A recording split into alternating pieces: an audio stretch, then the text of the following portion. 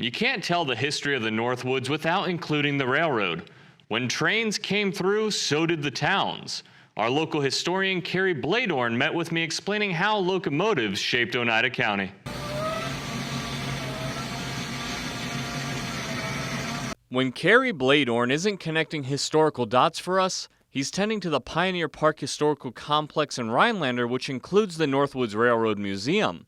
He says northern Wisconsin completely changed in the 1800s. In Oneida County, just like it is across the rest of the Northwoods, communities sprung up along waterways first and footpaths, and then later tote and wagon roads, and then those rail lines followed those routes, connecting the different communities.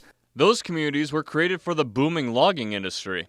From harvesting, transporting goods, and processing, they did it all. The major export in the earliest days of Northwoods history was lumber, timber. That was the name of the game. So logs were being brought into the sawmill towns on trains, and then boards were being shipped all over the country from the Northwoods of Wisconsin. Oneida County had 3 standard gauge rail lines, including the Sioux Line.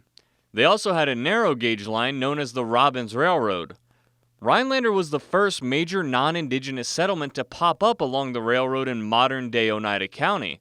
Within 5 years, it became the county seat to the Northwoods. Rhinelander was the first major community built in Oneida County. In fact, it was built before there even was an Oneida County. Rhinelander, when it was founded, was actually in Lincoln County in 1882, and then in 1887, Oneida County broke off of Lincoln County and became the county seat.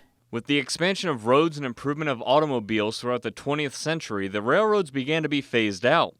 Many of the rail lines were replaced by roads and paths. It started to decline in the 1960s with the advent of over-the-road trucking, better highways and freeway systems across the nation. People wanted to use their own personal vehicles for road travel. And then in the 70s and 80s, you see a major decline. And by the mid-80s, most of the rail lines had pulled up their rails from Oneida County. Today, only one railroad still operates in the county, running to the Rhinelander paper mill.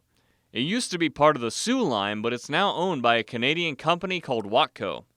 While most of the rail lines have been abandoned in Oneida County, their legacy remains from the communities that were created because of the locomotives. Reporting for Newswatch 12, I'm Logan Mish.